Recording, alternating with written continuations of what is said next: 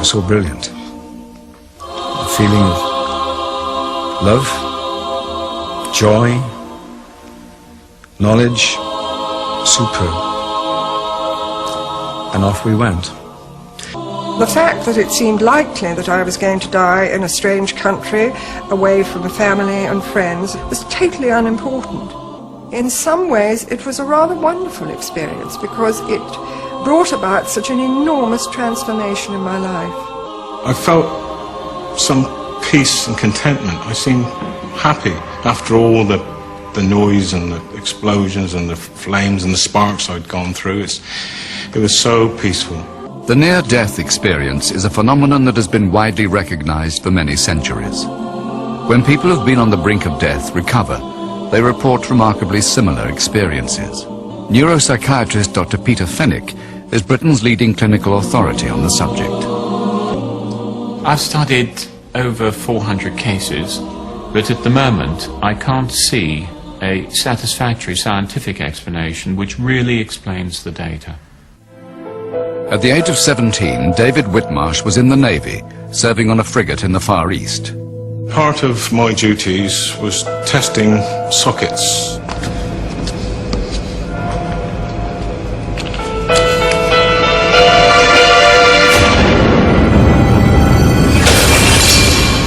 All of a sudden, big flash, like an explosion in my mind and my brain, and I realised that I'd taken the full 415 volts.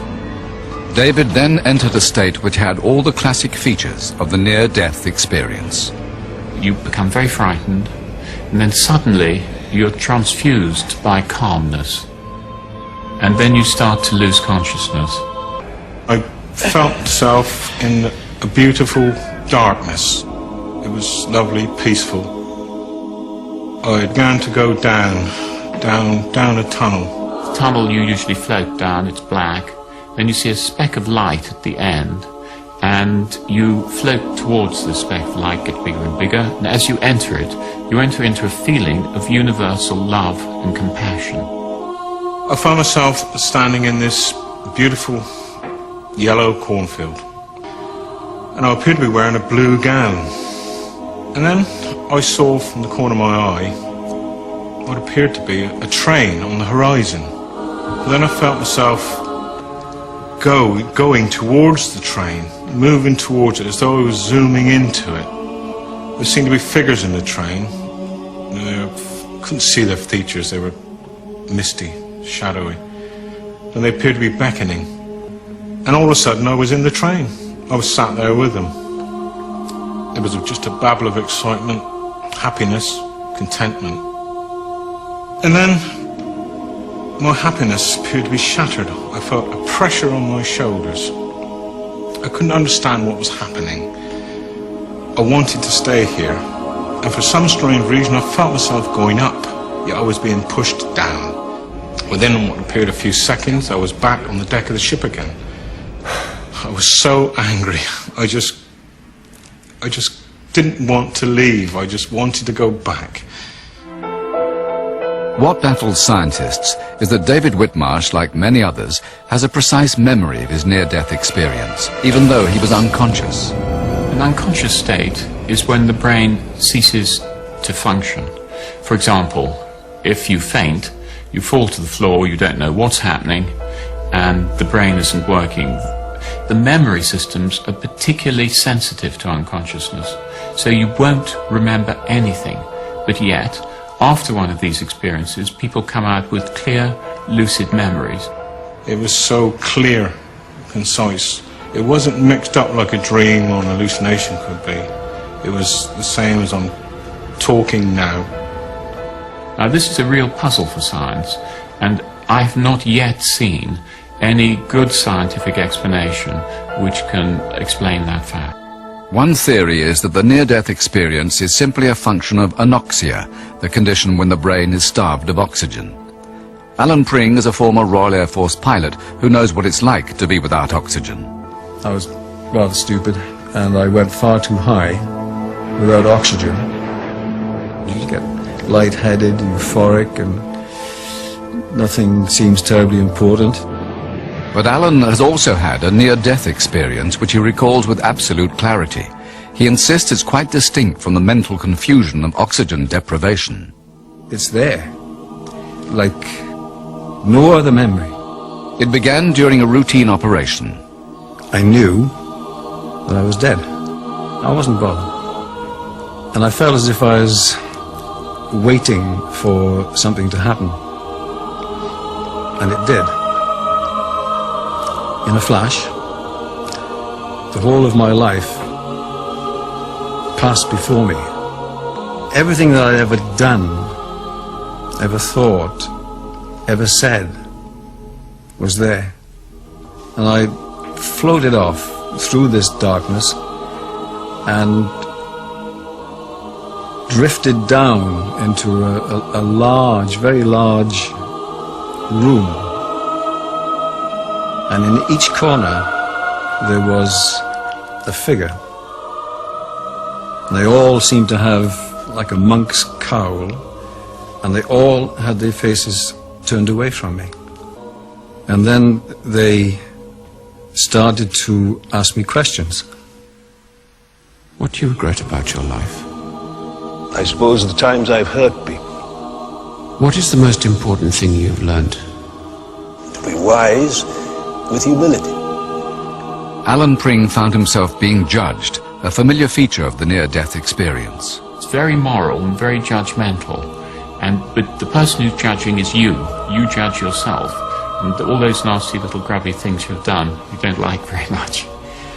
And now I was in a place that words cannot describe.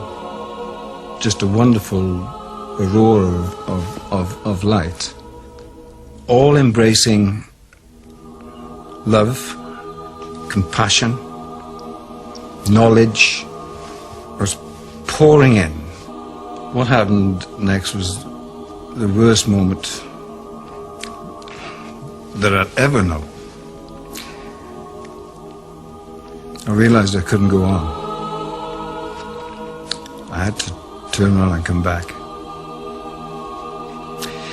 The reason I had to come back was, or that I felt, was that I was very much in love with my wife. And I wanted to be able to tell her that you can't die. It's impossible to die. So what accounts for Alan Pring's visions of a possible afterlife if it's not a lack of oxygen? Drugs, whether taken medicinally or recreationally, often lead to similar states. Could this be the answer? The difficulty with those theories is that when you create these wonderful states by taking drugs, you're conscious. In the near-death experience, you're unconscious. And one of the things we know about brain function in unconsciousness is that you cannot create images, and if you do, you cannot remember them. Drugs certainly had no part to play in the experience of psychologist Margot Gray. On holiday in India in 1982, she caught typhoid and felt her life ebbing away. I found myself out of my body, and I was very surprised, you know, how ill I looked, but I felt totally detached from the whole experience. Margot's experience was not immediately one of joy and peace. She first faced a battle with death itself. It was a young girl who looked very familiar. In a curious kind of way, it was rather like a doppelganger experience. It was rather like looking at myself at that age. And I looked on the other side of the pool, and I could see this dark, murky patch on the bottom of the pool. And I knew that it was a dead body without being told, and I didn't want to go over, but somehow I was compelled. It came up from the bottom and grabbed me in a vice-like grip and started dragging me down.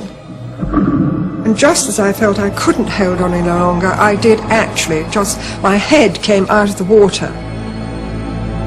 And with my free arm, I said to it, "Oh, no, you don't." I said, "You have no power over me. I'm stronger than you are." And with that, it let go. And at that moment I found myself back in my body and in my bed. But the extraordinary thing was, at that moment, the temperature broke. And after that I started to make really quite a speedy recovery.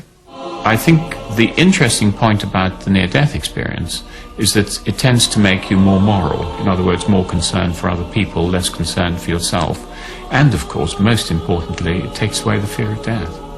I think the most important thing it taught me is not to be afraid of life. And once you cease to be afraid of life, then the whole quality of life changes. I'm not afraid anymore of death. I know where I'm going to go now. If it is the same as it I've been through, then I should be very happy. But I truly believe that the world would be a better place if more people had had the experience than I had, and they consider the possibility that death is not the end, and that existence, consciousness, or whatever goes on.